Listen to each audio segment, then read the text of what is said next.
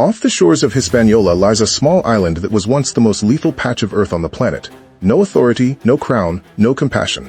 For the better part of a century, Tortuga sheltered thousands of pirates, fugitives, and escaped slaves who constructed an entire way of life from plunder, rum, and violence. What follows is the true account of how it all happened. To grasp what Tortuga was, you first need to picture the Caribbean before the outlaws arrived. In the early 1600s, Spain owned nearly everything. Following Columbus's westward crossing in 1492, the Spanish crown turned the Caribbean into its private treasury. Colonies rose in Hispaniola, Cuba, and Puerto Rico. Indigenous populations were enslaved. Gold, silver, tobacco, and sugar flowed back to Europe by the shipload. The Caribbean was no frontier of opportunity. It was a Spanish industrial operation, and Spain had no desire to share. England, France, and the Netherlands watched Spain accumulate wealth and wanted their share. The difficulty was that Spain commanded fortresses, war fleets, and even papal authority. The Pope had split the New World between Spain and Portugal back in 1494. Anyone else who appeared was, by definition, an intruder. In practice, they were a target, so the French appeared anyway. Hunters and traders began settling Hispaniola's western coastline in the early 1600s. These were not soldiers or aristocrats.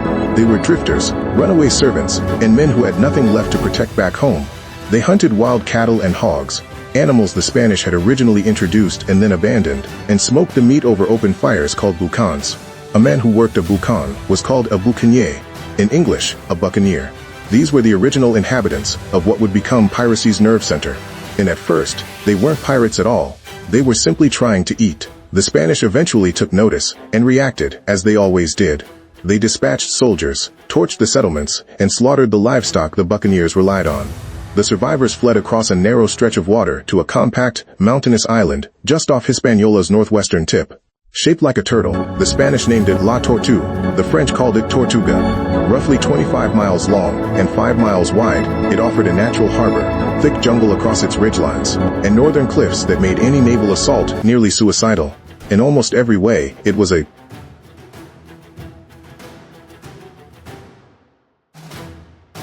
perfect refuge. Spain had largely ignored Tortuga for over a century. Hispaniola next door was already generating wealth, so the smaller island went unnoticed. But what the Spanish dismissed, the survivors immediately recognized. The sheltered southern harbor could accommodate large vessels. The jungle offered concealment, fresh water, and wild game.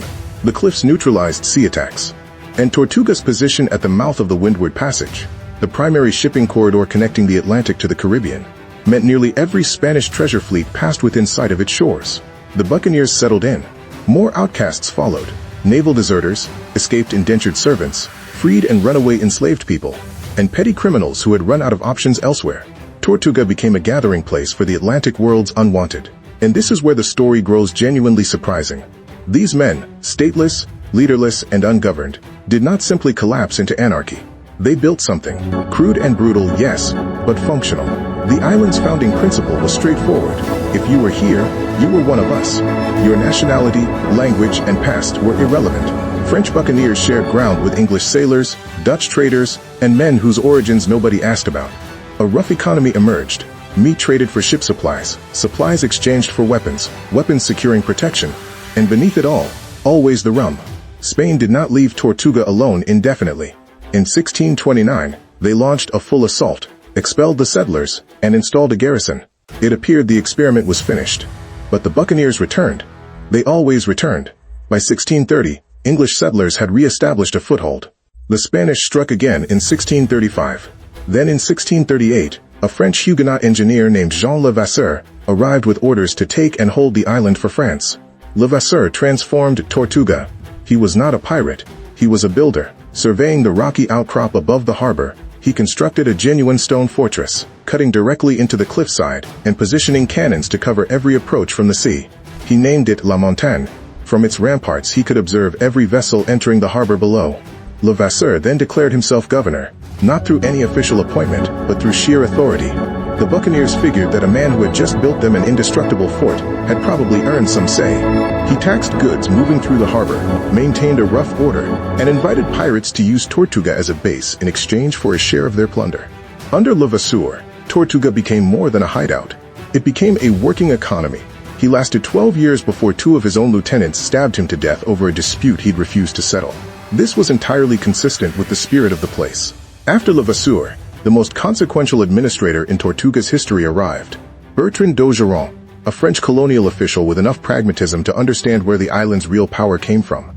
Rather than suppressing the pirates, he collaborated with them, formalizing the arrangement Levasseur had started. Pirates operating from Tortuga contributed a percentage of their takings to the island's administration. In return, they received a safe berth, access to provisions, a market for stolen goods, and the protection of the fort. Under d'Ogeron, Tortuga reached its height. At its peak in the 1660s and 1670s, the island held between 3,000 and 5,000 inhabitants, small in absolute terms, but its influence spread across the entire Western Caribbean because virtually every pirate ship in the region passed through its harbor. There was no urban planning. Taverns, warehouses, repair yards, and homes were scattered wherever people chose to put them. The streets became rivers of mud in the rains and cracked brick in dry spells. Rum was everywhere and cheap, and a successful pirate returning from a raid might burn through a fortune within weeks. This was not considered reckless. It was the expected way of things. What distinguished Tortuga's pirates from ordinary criminals were the articles, contracts drawn up and signed before every voyage. These documents specified the captain's powers, each crew member's share of the plunder, and fixed compensation for specific injuries. Lose a right hand, receive a set number of pieces of 8. Lose an eye, a different sum. By the standards of the era, this was astonishingly egalitarian. European merchant sailors had no equivalent protections. Royal Navy sailors could be flogged or executed at an officer's discretion. The pirates of Tortuga had, by their own design, created a democratic contract system. The captain of a pirate vessel was elected. If the crew judged him incompetent, they could vote him out. The quartermaster who divided the spoils was also elected and answered to the crew rather than the captain. A deliberate separation of powers designed to prevent any single person from capturing everything. These were not virtuous men by any conventional standard. They robbed, they killed, and they terrorized the Caribbean shipping lanes. But within their own ranks, they had constructed something the wider world would not fully embrace for another century. Tortuga's golden age did not survive the politics of empire. The 1670 Treaty of Madrid between England and Spain shut down the privateering system that had fed the island's economy. New colonial governors began enforcing anti-piracy laws with real consequences. Pirates who had once been welcomed in Caribbean ports were being hanged in them. Tortuga was brought under tighter French control. The Buccaneers drifted east toward Hispaniola's western coast, and the harbor gradually emptied of pirate ships. Economics finished what diplomacy started. Spain's most accessible gold and silver had already been extracted. Treasure fleets ran smaller and better defended. The risk-reward calculation had shifted irreversibly. Today, Tortuga, known locally as Ile de la Tortue, is home to around 25,000 people and remains one of the poorest corners of one of the poorest nations in the Western Hemisphere. Levasseur's fortress stands in ruins. The harbor that once sheltered hundreds of pirate vessels now shelters fishing boats. But the deeper story has never faded. The Buccaneers of Tortuga were electing their leaders and writing democratic contracts in the 1650s and 1660s. John Locke published his foundational treatise on government by consent in 1689. The American Declaration of Independence arrived in 1776. None of those developments were caused by pirates, but they were all wrestling with the same fundamental question that the men of Tortuga had already answered, messily and violently and decades earlier. Can people govern themselves? The Buccaneers said yes. Tortuga was never simply an island. It was a wager, a collection of society's cast-offs who looked at the world's rules and resolved to write their own. For 50 years on a turtle-shaped rock in the Caribbean, they proved that even outlaws can build something worth remembering.